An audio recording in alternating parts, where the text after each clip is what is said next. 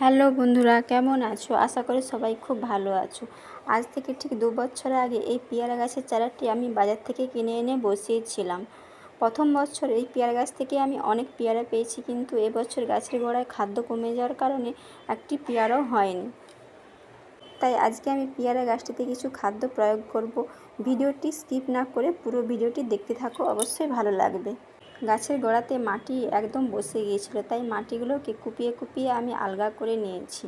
বাড়িতে থাকা কিছু সবজির ছাল আমি একটি প্যাকেটের মধ্যে 4 দিন রেখে দিয়েছিলাম। 4 দিন পর আমি এই সবজির ছালগুলোকে গাছের গোড়াতে এরকমভাবে ছড়িয়ে ছড়িয়ে দিয়ে দেবো। কিছুদিনের মধ্যে এই সবজির ছালগুলো গাছের গোড়াতে পচে পচে জৈব সারে পরিণত হবে। তোমরা যারা যারা আমার ভিডিওটি দেখছো, ভিডিওটি ভালো লাগলে কমেন্টে তোমাদের নামটি বলো। আমি পরের ভিডিওতে তোমাদের নাম বলবো। আজকে এটুকুই, দেখা হচ্ছে।